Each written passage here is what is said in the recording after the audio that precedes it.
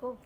ခန္ဓာကိုယ်ကချခတ်တဲ့အစီပိုတွေကြောင့်ကိုယ်ယုံကြည်မှုပျောက်ဆုံးနေပြီလားဒါဆိုရင်ကျမကအထီရောက်ဆုံးတဲ့အမြန်ဆုံးအစီပိုတွေကိုချနိုင်မယ် liposuction ကြောင်းလေးပြပေးသွားမှာဖြစ်ပါတယ်ရှင်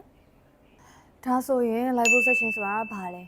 ခွဲစိတ်တဲ့အချိန်ကဘယ်လောက်ကြာမှာလဲပြီးတော့အမာရွတ်ကြံမှာလားခွဲပြီးလို့ရှိရင်ရောင်ရမ်းနာတွေနာကျင်နာတွေရှိမှာလားနောက်တစ်ချက်ကခွဲလို့ရှိရင်ဘယ်စိတ်ကံကိုရွေးတင်လဲဒီချက်လေးတွေကိုညီမပြပေးသွားမှာဖြစ်ပါတယ်liposuction ဆိုတာကတော့အရေးပြားနဲ့ကြွသားကြားထဲမှာရှိရမလို့အပ်တဲ့အစီပိုတွေကိုလက်သေးကုန်ရဲ့ပမာဏဖောက်ပြီးတော့ပိုက်ကနေတဆင်ဆုပ်ထုတ်လိုက်ခြင်းပဲဖြစ်ပါတယ်။ညီမတို့ခွဲစိတ်ချိန်အားဖြင့်တော့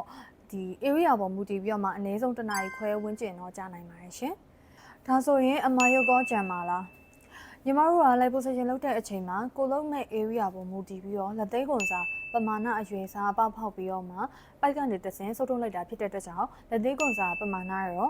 အမာရွတ်ကြံပါမယ်။ဒါဆိုရင်အမာရွတ်ကမပြောင်းနိုင်ဘူးလားဆိုပြီးမေးစရာရှိပါမယ်။အမာရွတ်ကတော့ညီမတို့ဒီခန္ဓာကိုယ်ရဲ့ response မှာမူတည်ပြီးတော့မှ3လကနေ6လကျော်အဲ့လောက်ထိကြာရင်တော့ပျောက်ပါတယ်ရှင်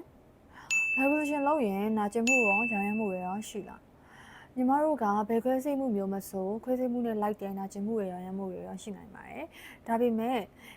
နာကျင်မှုရောင်ရမ်းမှုတွေနည်းအောင်လို့တော့တောက်ဆေးလိန်ဆေးစတာတွေနဲ့ထိန်းလို့ရပါတယ်။ဒါဆိုရင်ဘလို့ဆေးကန်းကိုရွေးချယ်တင်တာလဲ